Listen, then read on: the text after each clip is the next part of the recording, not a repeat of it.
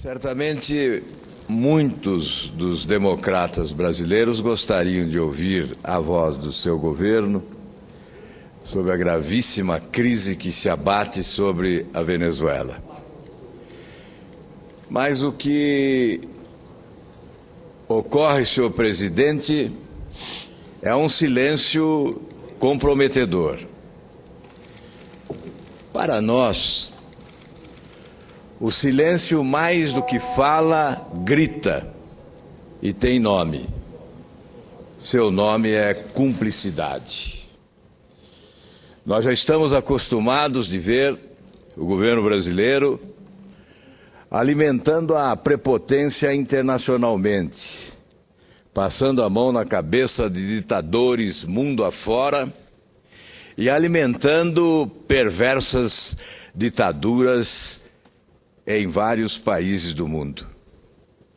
No caso da Venezuela, a cumplicidade não é nova. Vem desde Hugo Chávez e, sobretudo, ela se exteriorizou e se tornou visível e consagrada durante a campanha que levou Maduro à presidência daquele país. Porque naquela campanha, o Brasil e o governo brasileiro, os líderes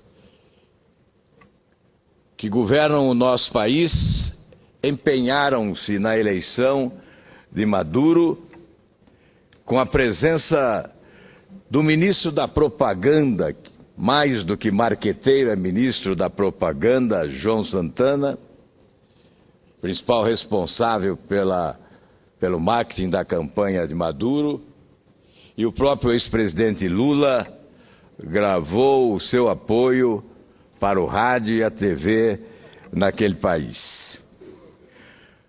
Enquanto o Brasil assiste o silêncio dos governantes, os protestos contra o governo do presidente Maduro se amplificam e o futuro do nosso vizinho ganha contornos cada vez mais preocupantes. Os problemas econômicos, inflação mais de 50%, crise de desabastecimento jamais vista naquele país, censura à imprensa deliberada, ameaças a veículos de comunicação, incompetência administrativa e violência jamais ocorrida naquele país. Tudo isso conduz a Venezuela para um grave abismo social. O que foi denominado de apagão informativo impede que as notícias sobre os protestos circulem nas mídias tradicionais.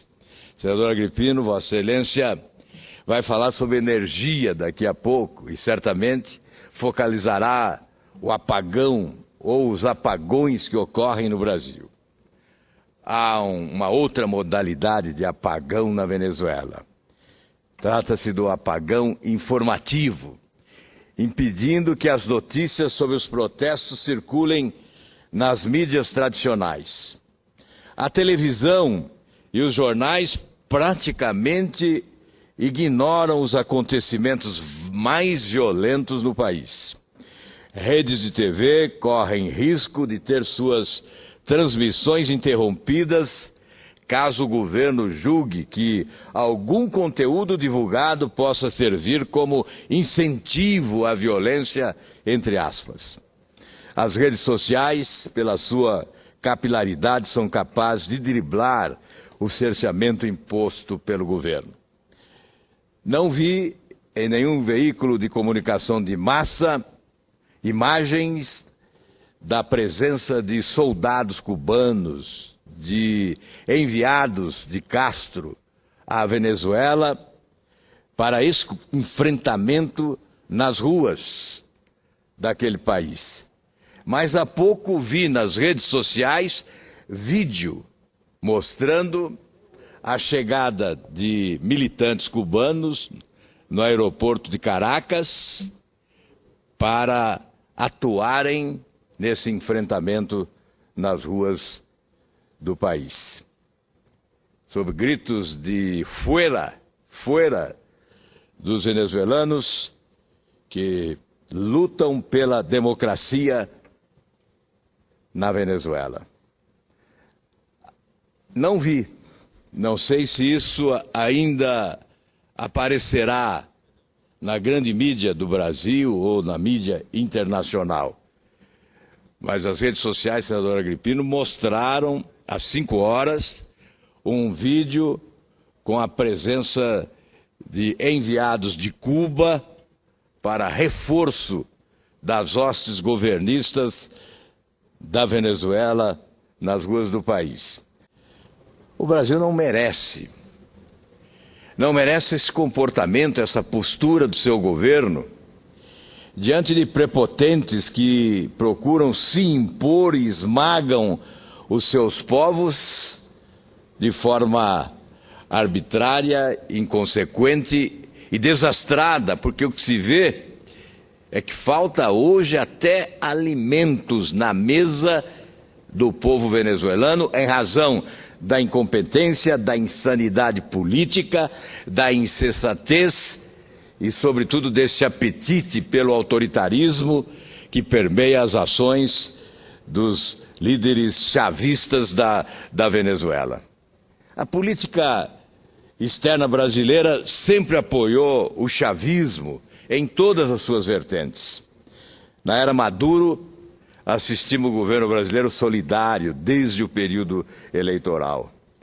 Como disse já no início desse pronunciamento, o marqueteiro João Santana, atual ministro de propaganda de Dilma Rousseff, foi o mentor da campanha presidencial.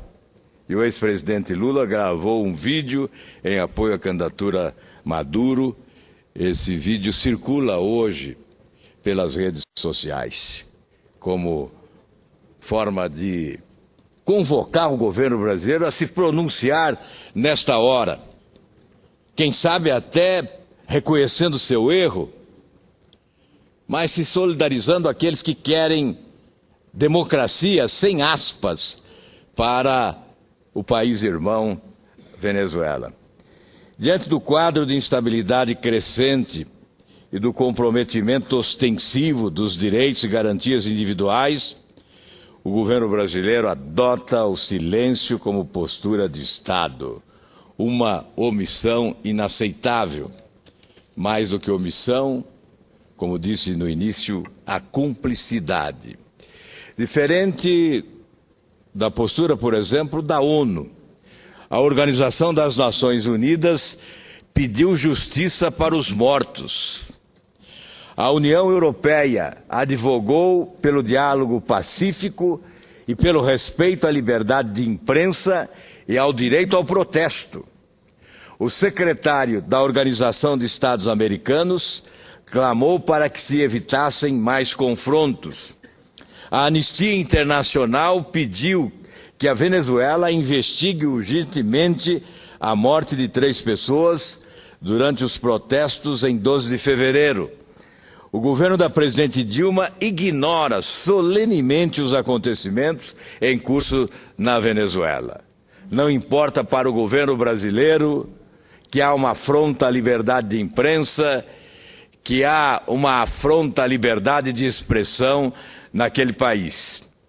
O editorial do jornal Folha de São Paulo merece ser transcrito nos anais da casa, porque retrata com imparcialidade sobre o tema o abismo da Venezuela.